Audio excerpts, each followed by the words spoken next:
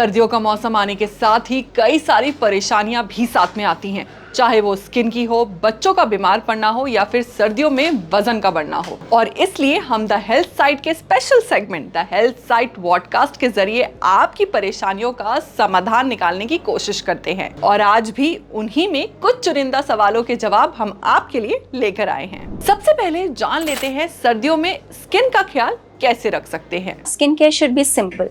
सो इसके कुछ स्टेप्स हैं जो हमें फॉलो करने हैं हमेशा। Number 1, cleansing. जब भी विंटर सीजन आ रहा है तो अपने सोप्स को आप फेंक दो। I always advise my patient to use no soap cleansers. इनमें जेंटल सर्फेक्टेंट्स होते हैं, ये आपके स्किन को ड्राई नहीं करते हैं, उनको इरिटेट नहीं करते हैं, and that is the first step. Number 2 step I use for skin care in winter is moisturisation. जो मॉइस्चराइजर्स आप इस्तेमाल करेंगे it should be filled with squalane, ceramides. ये ऐसे कंपाउंड्स हैं जो स्किन को हाइड्रेट करता है और उसको सपर रखता है। Third thing which I find commonly abused in skincare in winters is lack of sunscreen. So sunscreen is again an essential part of your winter skincare. Winters में आपके लिप्स चैप हो सकते हैं, आपके हेयर्स ड्राई हो सकते हैं, आपको हैंड एक्जिमा हो सकता है, तो उन केसेस को भी हमें ध्यान रखना है। सिंपल हैक है petroleum jelly. You can use it around the lips, you can use it around the eyes, you can use it on the hands after every wash. So these steps can take care of your skin in winters. ये तो हमने जान लिया skin के बारे में।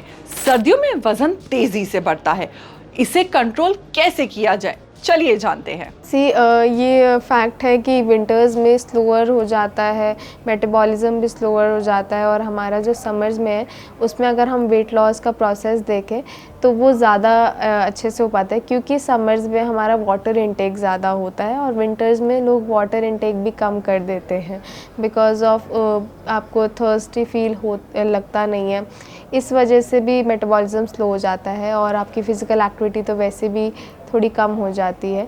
और उस टाइम पे विंटर्स में हमें ऐसी चीज़ें भी इंट्रोड्यूस हो जाती है, जैसे गुड़ वगैरह लोग ज़्यादा प्रेफर करते हैं, लोग ज़्यादा नट्स प्रेफर करते हैं, बट वो हेल्दी फ़ैट है, वो आप लीजिए तो वो आपकी बॉडी को वार्म रखता है, वो अच्छी चीज़ें हैं। बट ऐसा नहीं है कि वो खाने के बाद आपने बिल्कुल ही फ़िज़िकल एक्टिविटी बंद कर दी है, तो फ़िज़िकल एक्टिविटी का तो कोई और सब्स्टिट्यूट है ही नहीं, ठीक है, चाहे वो विंटर्स हो या फिर वो समर्स हो। अगर आप समर्स में 1 आवर कर रहे हैं तो विंटर्स में आप 45 मिनट्स कर दीजिए, आप हाफ एन आवर कर दीजिए, बट आप कीजिए। और हाँ, आप एक रिमाइंडर सेट कर सकते हैं अपने लिए, ताकि आपको याद रहे कि आपने पानी पीना है, lots and lots of water आपने लेना है।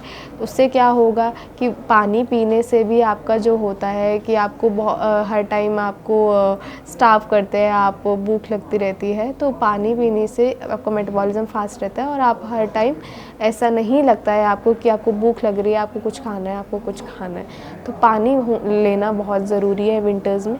You should be plenty of water.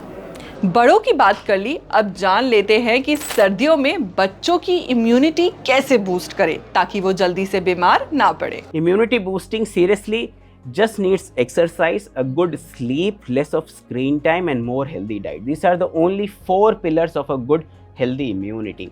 But yes, अपने डॉक्टर से रेगुलर विजिट करें, देखें अगर आपका डॉक्टर बताता है कि यस उसको कोई डेफिशिएंसी, आयरन की डेफिशिएंसी है या विटामिन डी की डेफिशिएंसी लग रही है, देन आपके डॉक्टर आपके बच्चे को जरूर कोई सप्लीमेंट्स देंगे which will help them to boost it. I hope आपको अपने सवालों के जवाब मिल गए होंगे। आज की वीडियो में इतना ही। अपने सवाल और सजेशंस हमें कमेंट बॉक्स में जरूर भेज दें।